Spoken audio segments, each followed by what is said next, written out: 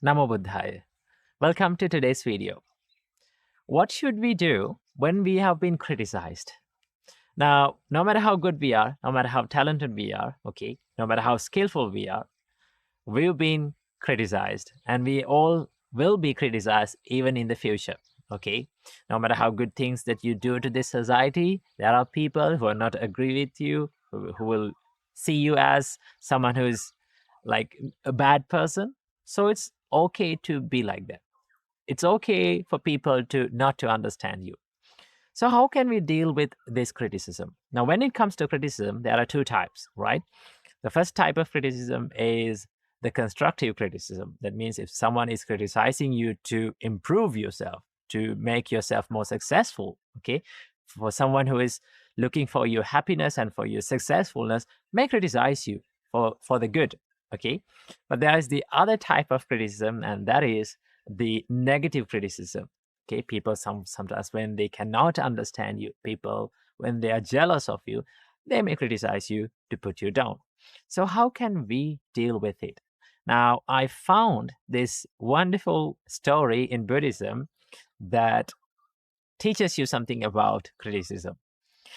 In the past, in the Buddha's time, a group of people went to a monastery and they wanted to meet some monks. So, first of all, they went to a monk, and he was living kind of a silent and very secluded life. He didn't prefer to talk much. So, they went to him and they met with him and asked to preach some teachings in Buddhism. But this monk was so silent, so he used to stay silent, maybe talk a few words, and didn't give much information, right? So they start to criticize that monk, saying like, this monk is staying silent. Why he doesn't know anything, right? So they start to criticize. And they went to the other monk to meet, and that monk had a good idea and good way of explanations, and he knew about very deep teachings of Buddhism. And that monk explained very deep and profound teachings in Buddhism. So they could not understand that. Then what they did was they started to criticize, oh, he teaches very complex things and we cannot understand anything. Teach us something simple, right? So they criticized that monk as well. Then they went to the next monk, and he was using very simple ideas and very simple ways of explanation to them. And he was explaining the Buddhism in a more simpler way, right? Then that group of people start to criticize that monk as well. Oh, he's being always simple and superficial and using these simple things we all can understand. Teach us something complex and teach us something deep. Now, all these three monks was confused, like, why do they do it like this? So they went to meet the Buddha. These three monks went to meet the Buddha and informed this incident.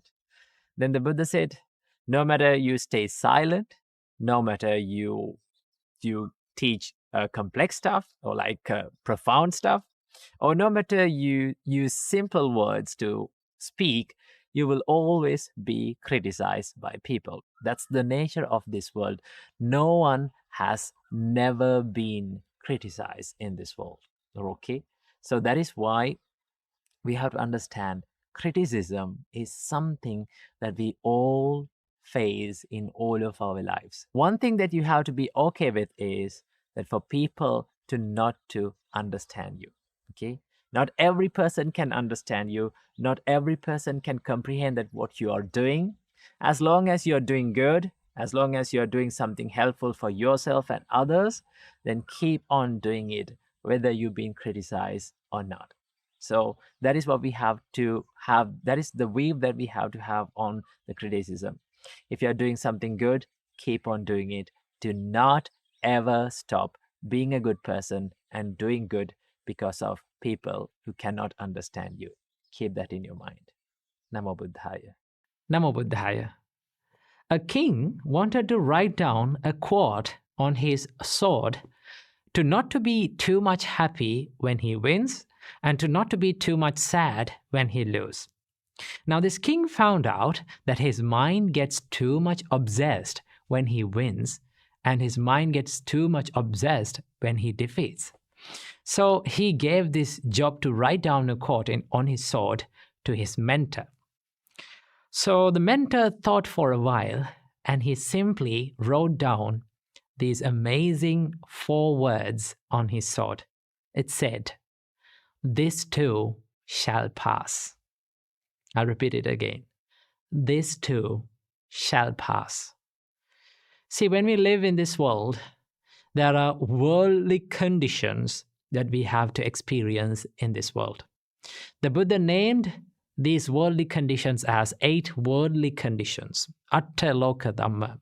In Dutiya Loka Dhamma Sutta, the Buddha explains this, that because the whole world revolves around 8 worldly conditions, and the 8 worldly conditions revolves around this world.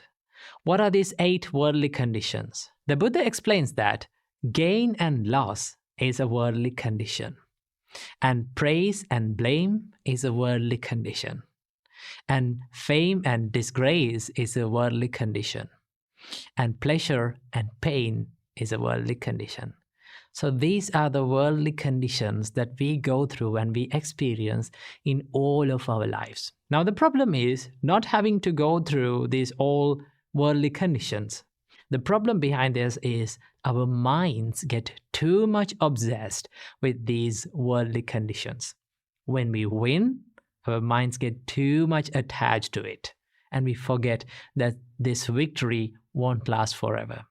And when we lose and when we defeat, when we fall down, our minds get too much obsessed with that defeat, and we think that this defeat, this sadness, this suffering will last forever.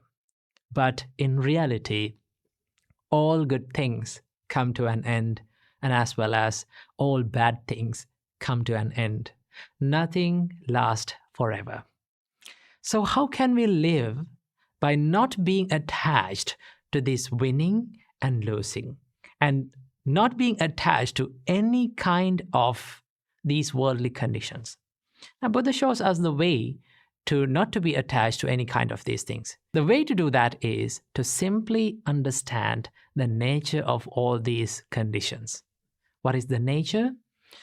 The nature of all the worldly conditions is they are subjected to change. Right? When you win, it is subjected to change. When you lose, it is subjected to change.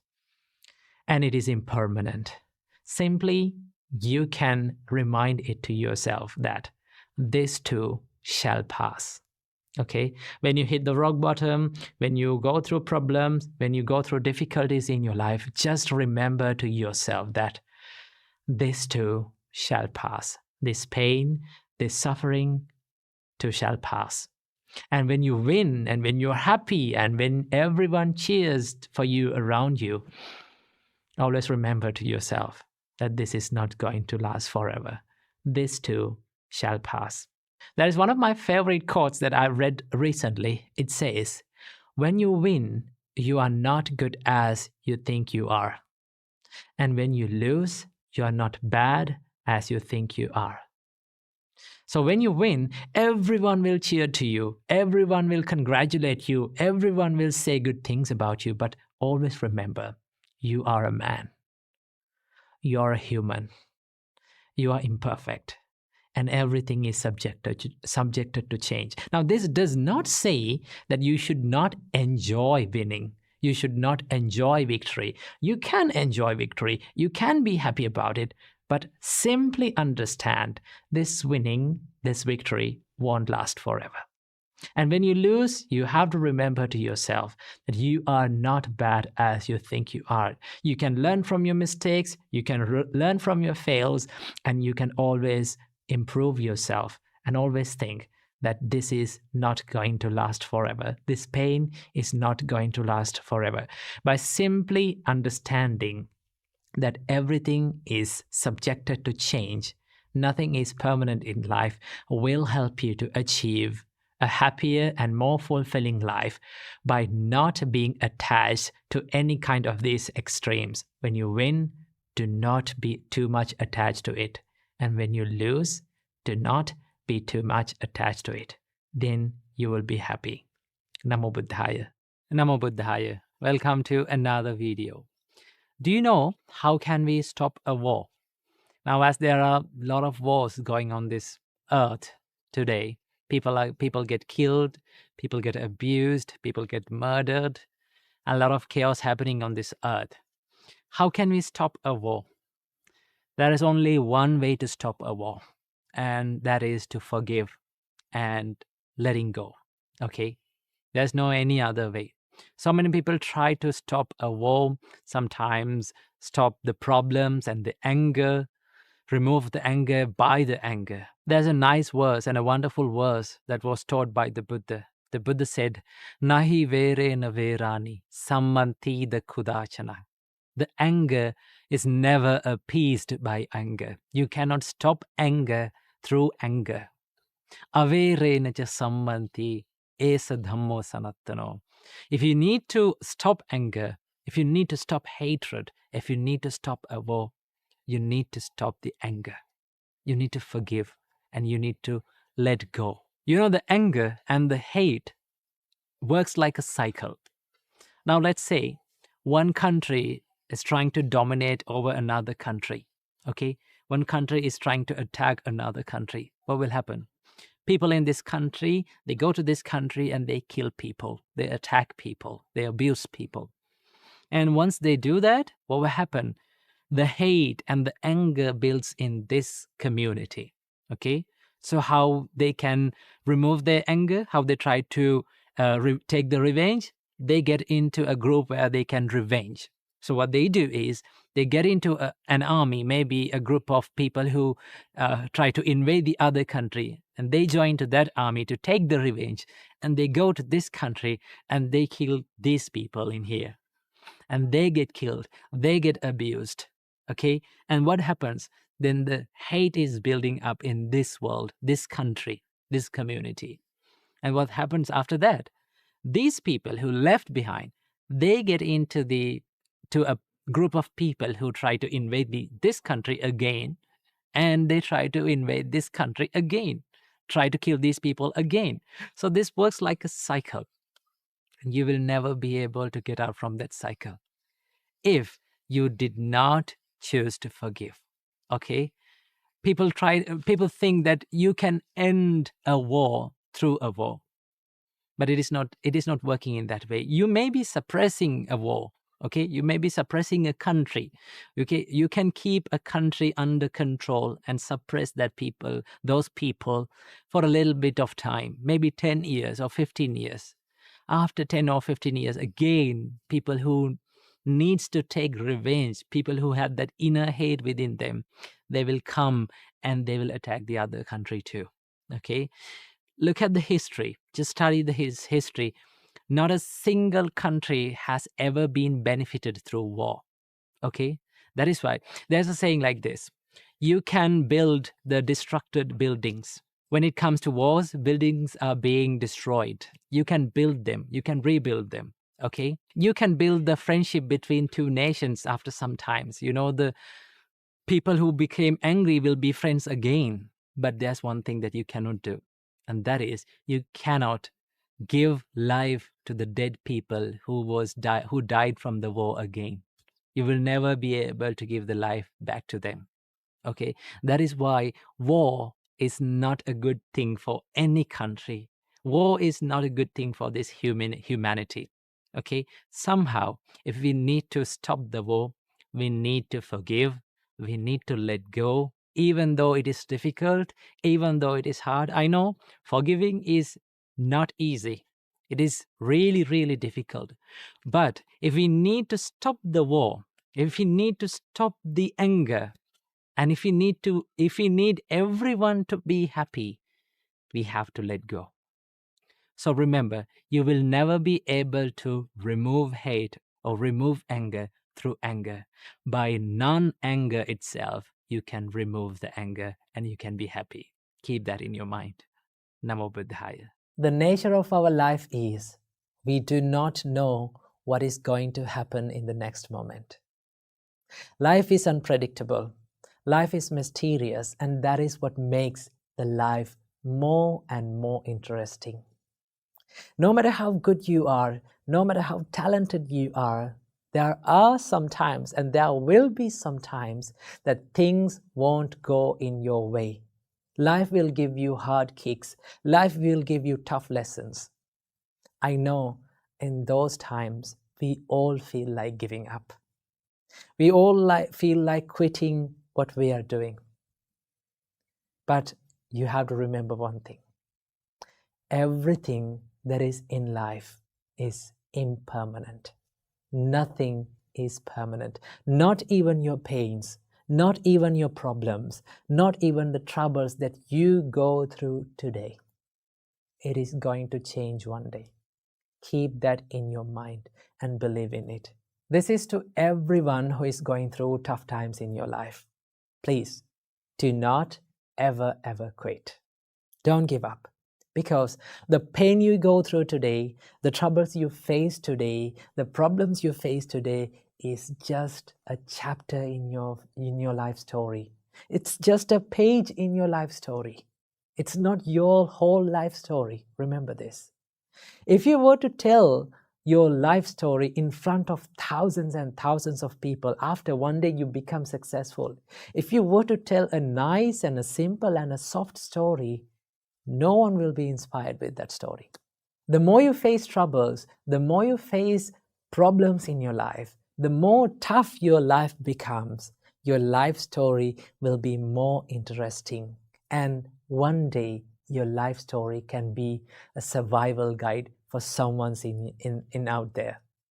Remember this. So whenever you're feeling down, whenever you're feeling like giving up, whenever you face problems, I need one thing for you to do. Go out and help someone. This is not something that you hear oftenly. Go out and help someone when they feel down. Okay, give a helping hand to someone when they are feeling troubles and when they go through tough times in your life, because you have to believe that what you give is what you get, right? Even though you are going through tough times in your life, you must be willing to help others, because that gives the happiness, right? The more you face troubles, you can understand how others feels like it to go through tough times. Okay, so when you feel down, always try to help someone. I know how it feels like to constantly fail, and I know how it feels like to constantly fall and be unsuccessful, because I have been through that situation. Okay, so help someone, help people, right? And also do not ever give up. Sometimes you have to be patient, because things get time to work out. Okay, things take times to get better. Okay, remember, great things take time to be successful. Okay, do not believe in quick and instant results, because we are so used to this instant world. Because in this instant world, we need everything instant. Okay, this world is built up to give you everything instantly. The outer sources, when you log on to social media, it comes instantly. You can take something instantly. You can know about something instantly. You can download something instantly. But in real life situations, things are not instant. It takes time. Successfulness takes time, right? Happiness, it takes time. Peacefulness takes time. Relationships to build up, it takes time. Nothing is instant in real life. You have to wait. You have to be patient. So in those times, we feel anxious and worried, right? We feel stressed. But remember, when you feel stressed, when you're tired, it is okay to rest. But it is not okay to quit, because as long as we live, as long as we survive on this earth, as long as we have our lives, we can have a chance to be successful. We can be better at what we are doing. So this is to everyone who is going through tough times in your life. Believe that one day you're going to be happy. One day you're going to be proud about yourself if you focus on yourself and if you work on yourself. So keep in your mind, no matter how tough the situation is, never ever give up. Keep moving forward. Namo Buddhaya. Namo Buddhaya. Welcome to today's video. Today, I want to share with you some meditation tips and some mindsets that we should develop while we're sitting to meditation. Now, one of the most difficult things when we are doing meditation is to keep going the meditation. That means to do it every single day. Okay. It is very easy to start meditating. It is very easy to start a session of meditation, but it's very, very difficult to maintain it continuously, to do it every single day. Okay. These are the problems that most of the time many meditators struggle with. They say, like, okay, I cannot meditate every day. Maybe I don't enjoy sometimes doing it. So there are some mindsets that you should practice and you should develop before sitting to the meditation to keep it going. So from this video, we are going to discuss about it. So without any further ado, let's dive in. The first mindset that you should develop when sitting to the meditation is to have less expectations. I know that when we are sitting to meditation, we all like to have a mind of concentration and calmness and peacefulness. But it does not come overnight. It does not come in one practice or one take.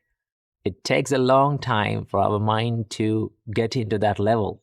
So think of your mind like a baby who is learning to walk. So give yourself a good time and sit down to the meditation with very less expectations. And then you can expect maybe like 0.01% progress from one session of meditation. And just be calm and be patient and let your mind to be in the progress. Okay. So that is how that you can keep on doing the meditation. Then you can enjoy the meditation, because when we have big expectations and when our minds cannot live up to that expectation, then you will never be able to enjoy doing meditation, because your mind is not becoming what you have expected. So sit to the meditation with very less expectations. The second mindset that we all have to develop while sitting to the meditation is to take a good time.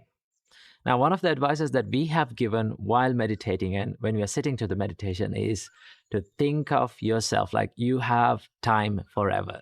So when you have those other plans in your mind, it's really difficult to meditate. And that is why it is much better to set a timer to meditate.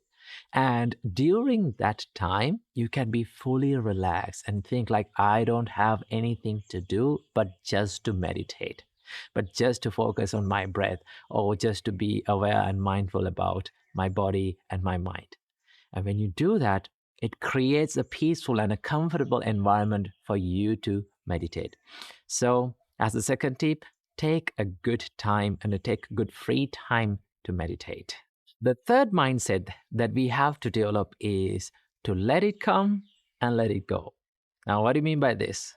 Now, sometimes when we meditate, it is not always possible to be concentrated and to be focused.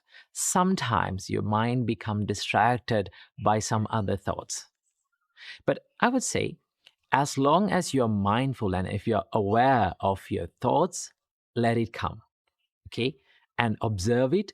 Don't go behind it. Don't try to chase behind it. Just observe that it is a thought. Observe and identify it as a thought, and then just let it go. Okay. It's something like this. It's not as easy as you think, but if you keep on doing it and if you try to do it, you will be good at it. It is something like this. It's like you're watching a traffic pass by. Okay. You're sitting beside the road and you're watching a traffic pass by. There are vehicles and there are vans and bicycles and buses you pass by. You are not trying to stop these vehicles. You're not trying to chase behind these vehicles. Just you sit by the road and just watch it. Okay. So we don't want to force our mind, or we don't want to force our thoughts to stop it or do anything kind of like that.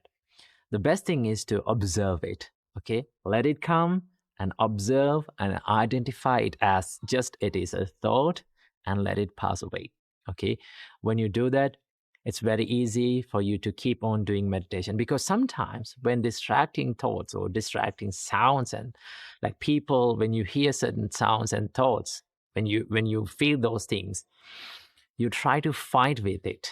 Okay, you try to struggle with it, and you think, oh, this is a distraction.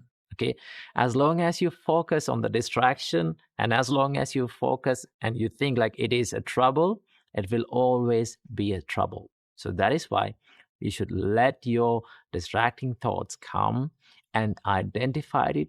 Don't be panicked, just let it go. Okay, that is one way to be, and that is one way to practice meditation very peacefully and happily.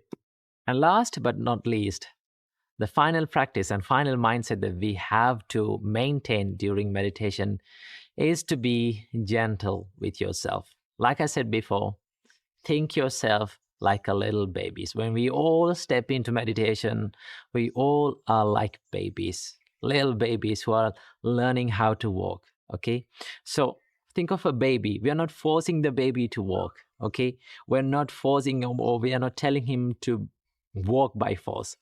Just we let them to walk.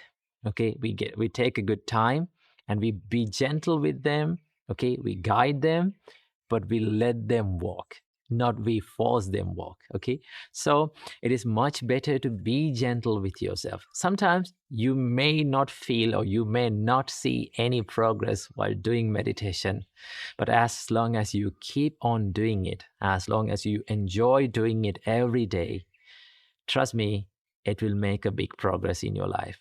So be gentle with yourself while meditating. So these are few mindsets and few things that we all have to develop while doing meditations. So add these mindsets to your meditation and enjoy a happy and a peaceful meditation. Namo Buddhaya. Namo Buddhaya. Welcome to another video. In today's video, I'm going to be answering a question from the comments. So the question is, please tell us how to be mentally strong. We need it very much. So let's talk about this today. How to be mentally strong and how to develop a strong mindset. Well, first of all, let's take a look at what is a strong mindset is. Now, just take a look at this Dhammapada verse from the Buddha. The Buddha said, Selo yatha ekagano vatenana samirati evang ninda pasangsasu nasami janti pandita. As a rock that is unshaken by the storm, so too the wise are unshaken by the praise and the blame. Now, have you seen these big masses of rock? No matter how fast the wind blows, it is not shaken. The Buddha said, same like that rock, the wise people, they are unshaken by the praise and the blame in their life. And that is a strong mindset. So in this video, I'm going to be sharing with you a few tips that you can practice to build up a strong mindset. Tip number 1 is to maintain a stable mindset in ups and downs in life, right? You know, life is like an ocean. Sometimes ocean is calm and quiet and peaceful, and sometimes it is stormy, right? We face ups and downs in life. The Buddha said these are called 8 worldly conditions, attaloka dhamma. That means praise and blame, gain and loss, fame and disgrace, and pleasure and pain. These are the 8 worldly conditions that we face in our life. Remember these things. So Buddha said, accept these ups and downs in life. Whenever people criticize you, whenever people blame you, whenever you go through tough times in your life, if you can be mindful about your mind and your emotions and your feelings, and not to chase after these emotions and feelings, then you can be more stable in these situations. You can maintain a good emotional balance in these situations. So it is very important to be mindful and to practice the self-awareness in these situations. And also remember, you will not be able to always get the sweet comments and sweet opinions and sweet experiences in your life. Life will give tough times to you. Life will throw lemons at you. So you have to maintain a stable mindset whenever you go through these situations by practicing the mindfulness and the self-awareness. Remember that. Tip number 2 is to build the resilience inside the mind. The resilience means the ability to stand up and bounce back when you go through the adversities and when you go through the challenging situations in your life. To practice this, one thing that you have to know and one thing that you have to understand is that what is in your control and what is not in your control. If you have a good understanding about what is in my control in my life and what is not in my control in my life, right? For an example, if people comes up to you and if they're starting to criticize you, those criticisms, those words that other people speaks about you is not under your control. But what is in your control is your reaction to them. It is always a choice. You can think about this like, should I become angry with this? Should I take this negativity? Should I share this negativity with them and be negative as them? If you can question like that, then you're not ready to take that negativity. And also remember, having a strong mindset does not mean that you're falling down and you're feeling hurt and you're feeling down. Having a strong mindset means you can stand up as soon as possible when you go through these tough situations. You can quickly stand up and you can quickly retrieve back to the normal situations in your life. That is called the resilience. So to practice this, you have to have a good understanding about what is in your control in your life and what is not in your control. The experiences happens to you and the things that people say to you, other people's opinions, other people's thoughts about you is not under your control. But all the things that is inside your mind, your opinions about them, your reaction to those experiences, totally under your control. So if something is not under your control, you don't want to worry about it because you cannot make any change about it. But if something is under your control, definitely you can make a change about it. You can change your choice, but not others. So remember that. And also you have to cultivate a problem-solving mindset. If you're easily panicked by the problems, or if you're easily triggered by the problems, then it is not easy to solve the problems, right? But if you can maintain a calm and a peaceful mindset, even when you go through the problems or tough situations in your life, then it is very easy to go into the roots and solve the problems. Sometimes we take the problems as ourselves. Like we think, we are the anger. I am this problem. Why is this happening to me? Right? Remember, everything that happens to you will be impermanent. It is not a permanent thing, right? It will be changed one day. So what do you have to do? Keep that problem aside and try to dive into the roots of that problem. Ask from yourself, why this thing happened to me, right? What is the reason for this, right? What is the real reason for this? Where did I make the mistakes? And go to that problem, go to the root, and then you can solve that problem. That is how you build up a problem-solving mindset. And finally, tip number 3, last but not least, you have to practice a mindset of self-love and self-compassion. Remember, if you're loving yourself, if you truly love yourself, you're not going to take other people's negativity with you, right? You're not ready to take other people's negativity with you. Whatever the thing that comes up to you, whatever the person comes up to you and like bring their negativity with you, you say, well, I'm not going to take this negativity with me. I want to be peaceful. I want to love myself. I truly love myself. Therefore, I'm not ready to take your negativity. I'm not sharing this negativity with you. That is called self-love and self-compassion, right?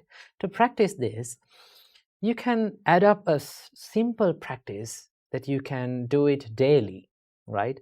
When you get up early in the morning, just sit on your bed and think, no matter what happens during the day, I am going to love myself. I'm not going to take any negativity from this world, right? I'm going to empty my bin and I'm going to take a new bin to this world, right? You know, if you've kept all the bad things and trash in your bin for a long time, what will happen? If you're in your trash bin, it will start to smell, no? But if you remove every single day all the trash in your bin and make it make it a clean place, then it's very easy to live.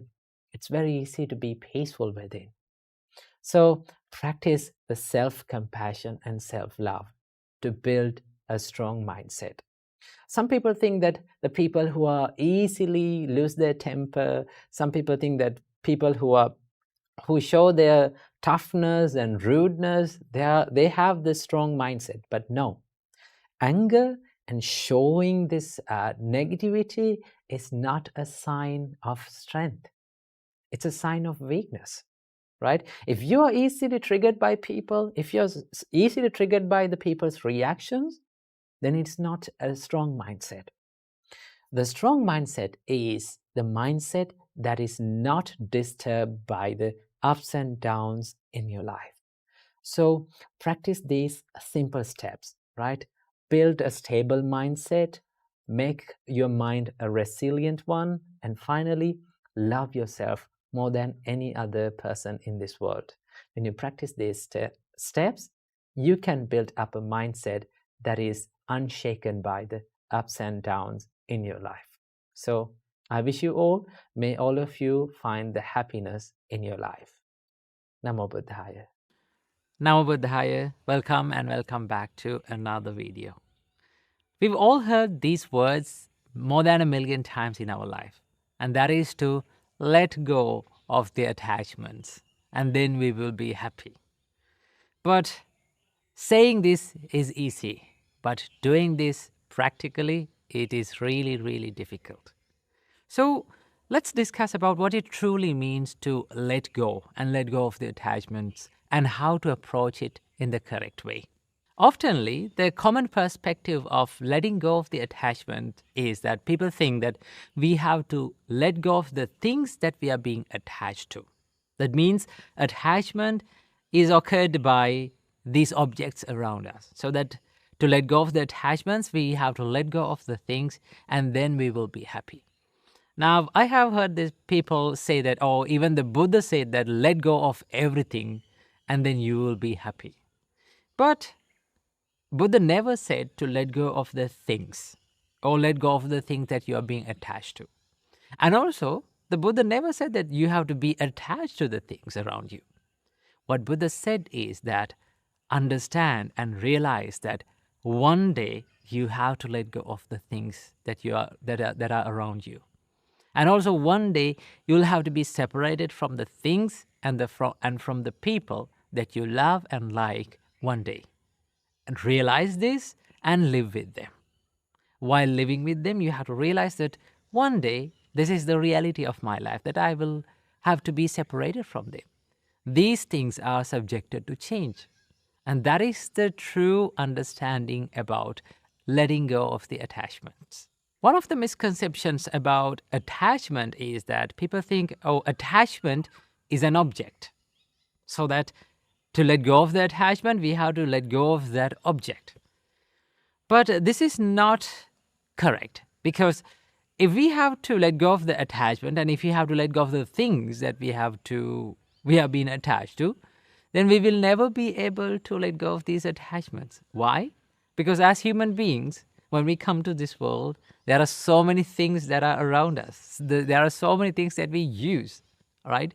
So if we had to let go of the things, then we will never be able to do that. Because even the body that we use is an object.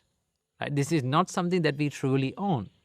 So if we have to let go of the things, then we have to let go of even our body. But we can't do that in reality. So that understand, the attachment is not an object. Attachment is more of a mind-related thing. Just look at these words from the Buddha. The Buddha said, They are not sensual pleasures, the pretty things in the world. A person's sensual pleasure is lustful intention. The pretty things remain just as they are in the world, but the wise remove the desire for them. So what Buddha says is, just let the pretty things in the world stay in the same way, and you let go of the desire to wanting to them to be in the way that you want. Wanting things to be permanent is what we have to let go. How we should do that? We should understand that everything is subjected to change. Everything is subjected to impermanence, where we expect things to be permanent, and that is what makes us suffering. So then one can ask, if we let go of the desire, will we be able to enjoy the things? Now, here's the thing. The Buddhist understanding about desire is that it is the mental attachment and thinking that these are mine, these are myself, this is me. It's like dragging a cow from its rope around its neck. Like the cow pulls to his side and we pull to our side. And what happens to us is that our hands get hurt. The reason why our hands get hurt is not because the cow is pulling to his side. The reason why our hand gets hurt is we are gripping the rope so tightly, and we are not ready to let go. And at first, letting go of the rope seems scary. Why? Because we think that we might lose the cow. The cow might run away. But in reality, if we simply let go, yes, the cow may run for a distance, but it will always come back. That's the nature. Even in the life, letting go of the attachments seems scary at first. But when we realize that in this life we have gained nothing and we have lost nothing, it is very, very easy to let go. The reality is that in life, we are not owners of anything. We came to this life owning nothing, and we are living this life owning nothing. So in this little time, we are just using these things around us. So we are not true owners, or we haven't gained anything. So if we haven't gained anything, what we have lost. So how can we train our minds to let go of the attachments? What we should practice? Now, the first step of letting go is to understand the true nature of life. What is the true nature of life? That everything, every experience, every feeling, everyone in our life is subjected to this inherent nature of change. We are constantly changing, right here, even right now. When you understand this, you understand that life is nothing but a bunch of changes. So that when these things change, that we have nothing to hold on to as permanent and wanting things to be according to our own wish. Because the life is undergoing even the constant change right now, right here. When you realize that no one, nothing, no feeling, no experience stays forever in life, or in other words, you cannot step into the same river twice, you realize that thinking about this life as permanent, wanting things to be permanent, is nothing but just an illusion of your mind. We are being eluded from our ignorance. That is what we realize by realizing the true nature of this change in life. It is something like this. Imagine you are going to a magic show and watching the magic show. As long as you don't know how to do the magic, how the magic is done, then you get fooled by it. And as long as you get fooled by it, the magic is a magic for you. But what if we become friends with the magician and we learn how to do the magic? And then again you go to the same magic show and watch the magic show. Now the magic is no longer a magic for you. But still, you can watch the magic show, you can enjoy it, but you know how it happens. You know how it is done, so that you are not being fooled by anything. In the same way, when we realize that this illusion of our mind, that thinking about this permanent, thinking the life and experiences to be permanent is just an illusion of our mind, then you can enjoy the life, and also you can live life in a more wiser and a more experienced and a more matured way. So that is the way we understand about the attachment. This realization will make you more understanding about yourself and the world around you. And it will make you more easily enjoy this world in a more wiser and a more matured way. And also, by understanding about this constant change in your life, you let go of the attachment, you let go of this mind and the thought of wanting things to be permanent. And then the process of letting go will become much more easier. So understand that when we let go, we don't let go of the things. We let go of the mental and the emotional attachment towards things. We let go of that craving towards things, to wanting things to be permanent.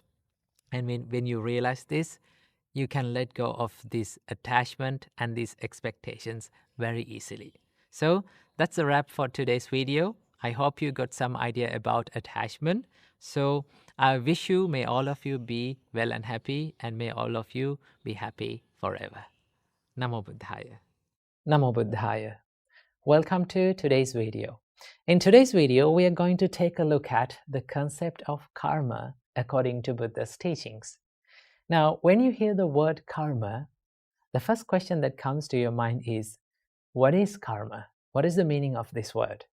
Well, if you take a look at the definition of karma, it gives the meaning of action, right? But in Buddhism, it is more than action. The Buddha said it is intentional action is the karma. In Nibbedika Sutta, Buddha explains this as Chetanahang bhikkhave kammang vadami, chetayitva kammang karoti, kayena vachaya manasa. Monks, I say that intention is the action, or intention is the karma. And intentionally or willingly, one performs actions or karma either physically, mentally, or verbally. That means that intention, chetana, or the intention, plays a greater role behind our karma. Now, according to the intentions, the karma can be divided into two types. Buddha said there are kusala karma and akusala karma, wholesome actions and unwholesome actions, right? Now, what is wholesome action? They are the actions, they are the things that we do with wholesome intentions, right? Like we do certain things with wholesome intentions like love and kindness, compassion, patience, serenity, right? When we do certain things from our body, speech, and our mind with wholesome actions, wholesome intentions, we generate karmas that are wholesome.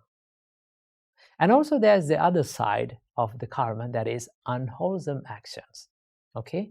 Now, akusala karma or unwholesome actions is a broader topic, because so many people think that akusala karma is something that is bad when it comes to unwholesome actions, right? Akusala karma is not only bad, but also there's another hidden meaning behind this. And that is, there are certain things, there are certain actions that we perform during our day-to-day life, right? They're the things that we do in day-to-day life, like talking and writing and like sleeping and traveling.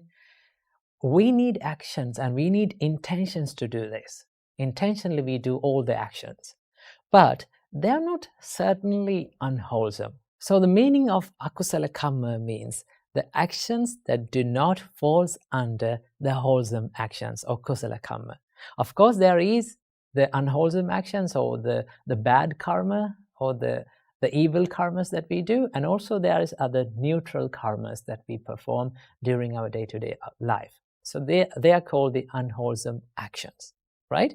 So based on the intention, the karma can be divided into two different parts, and they are wholesome actions and unwholesome actions, kusala karma and akusala karma.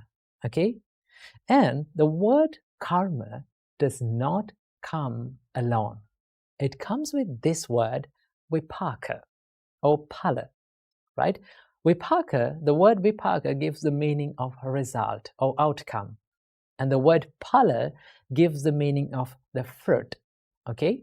Now, the word phala is a great word to understand about the law of karma. Let's understand about it in this way. Let's say I planted a mango seed on the ground.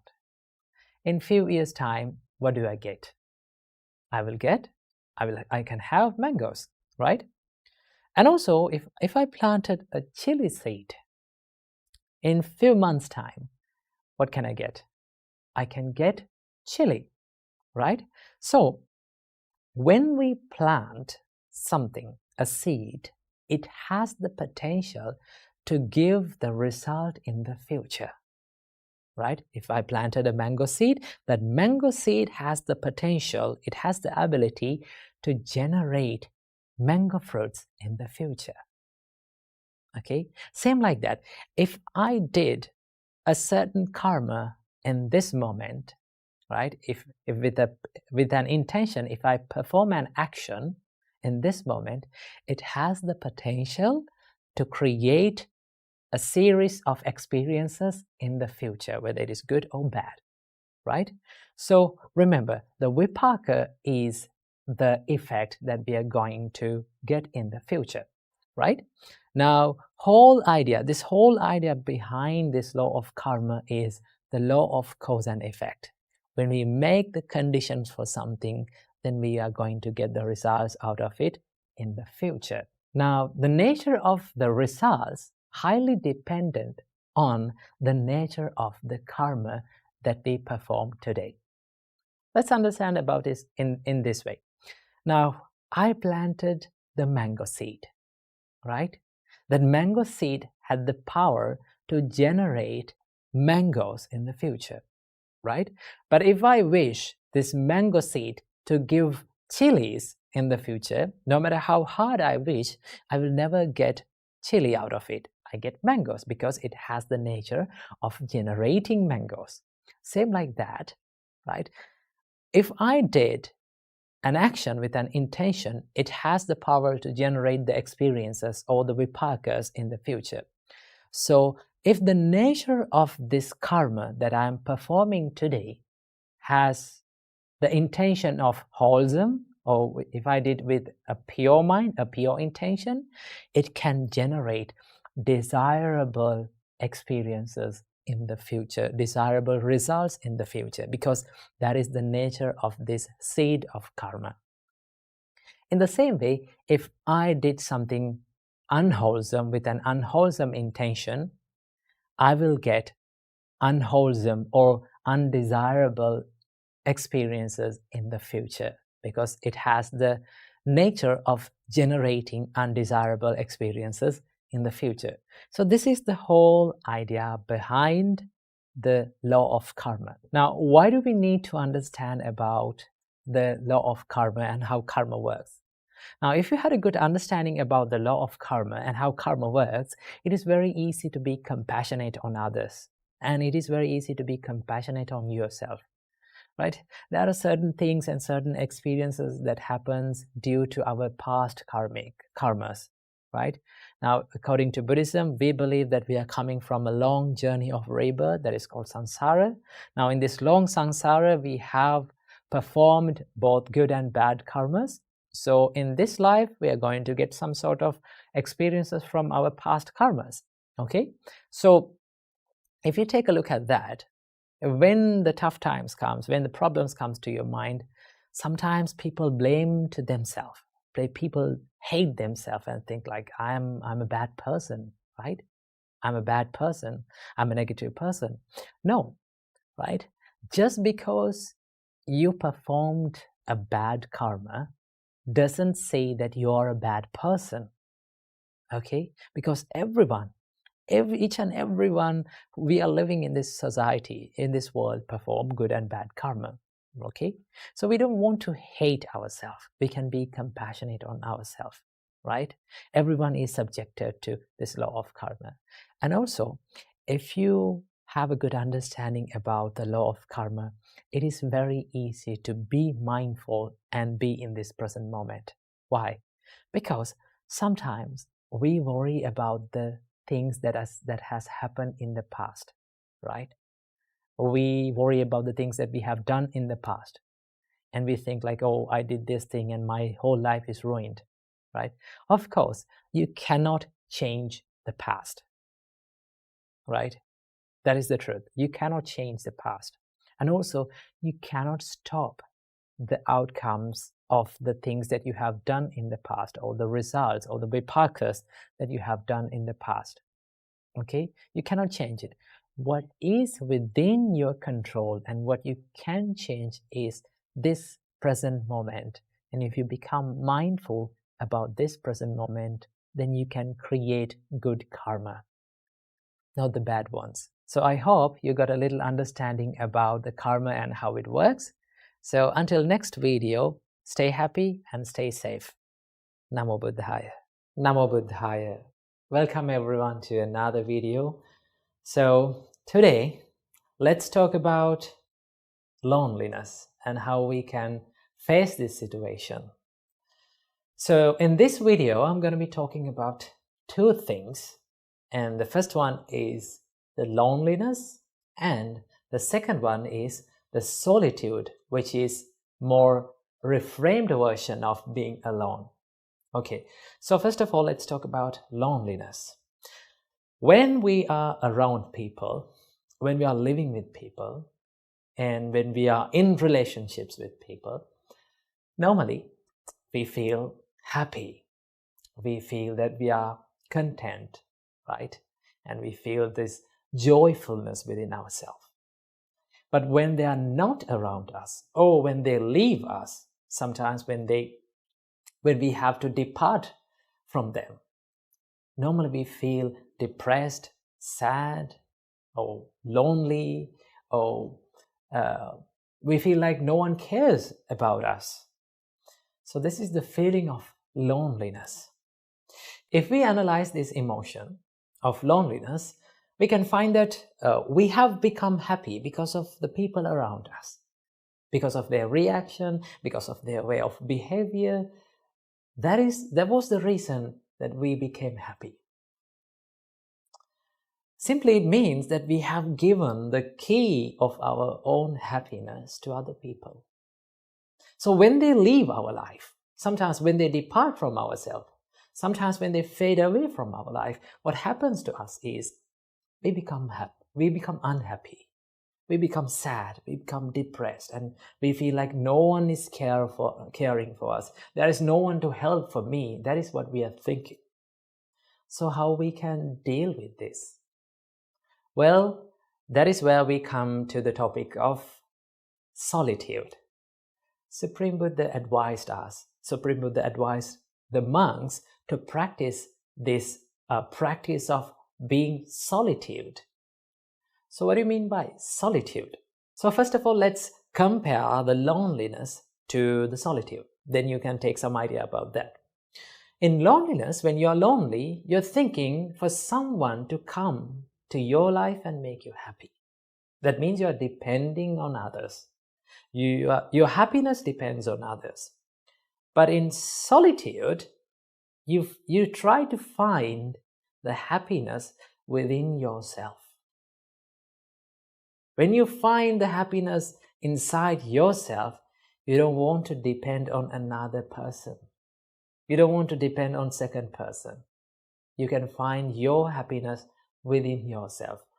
And that is what the practice of solitude gives us. So when you're being solitude, or simply when you're being alone, now there are the people talk about this like the loneliness and being alone is two different things, right? So when you're being alone or when you're being in solitude, you're happy. You're not finding the happiness from these outer sources. You find the happiness within yourself. So Buddha teaches us to look at this loneliness not as something to be sad, not as something negative. Buddha teaches us to look at this loneliness something that is beneficial for you, something that is positive. So how we can use this loneliness, or how we can reframe this loneliness to be positive? Well, if you think about whenever you are being alone, you have more time for yourself, right? You have a bigger freedom for yourself. You can think about yourself. You can reflect more about yourself, and you can practice meditations, or you can think about your health and do some practices about that. You can do some self-development techniques, so you can improve yourself. So when you use that time, when you use that loneliness for good things, then you become more positive about that.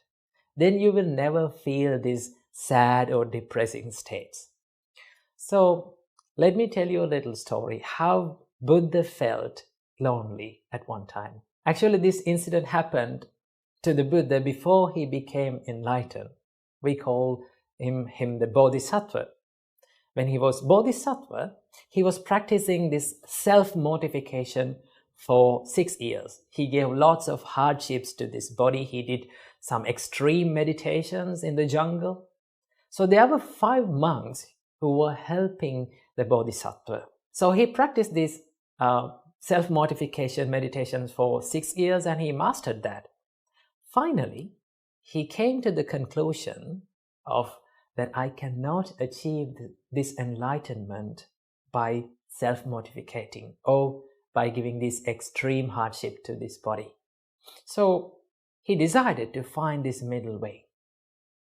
So what he did was, first of all, he took his bowl and he went to the village and he got some foods to eat. Because he thought that to do the meditations, I need to have this physical energy. But those 5 monks who were helping to Bodhisattva, who were expecting the enlightenment from the Bodhisattva through this self-mortification, was so confused because they saw that the Bodhisattva is having these foods. Then those 5 monks thought, like, now he's not going to achieve this enlightenment. The enlightenment can only be achieved by this self-mortification. So they never believed on the Bodhisattva. So what they did was, they left the Bodhisattva. Now our Maha Bodhisattva was all alone in the middle of the jungle. There was no one to help him. There was no one to care about him. No one knew about him. He was all alone. But he didn't think about that loneliness as something depressed or something negative. So he thought, now I have more time for myself. I can do my meditations freely. There was no one to think about me. So I must use this time for my self-development. That is what Maha Bodhisattva thought. So that is the way that we also should think about this loneliness. If you are feeling lonely, if you are having some kind of a loneliness situations in your life, use that time, use that valuable time to create a better life for yourself, because you have more time. You can do meditations. You can stick into a daily routine of the self-development. You can do meditations, you can do workouts, you can walk for some time, and you can be with this nature, read a book, or learn something new, practice meditations, do exercises. These things can be done when you are all alone. So rather than feeling depressed about the situations that you are in, why can't we become more happy about the time that we are spending alone, right? So practice this, okay? So if people comes to your life, let them come. If people walks away from your life, let them walk away. But you have to be by yourself. You have to think about yourself. That is what you have to think, and that is what you have to do in this valuable time. So I think you got some idea about the loneliness and being in the solitude. So practice the solitude and make your life more better. Namo Buddhaya.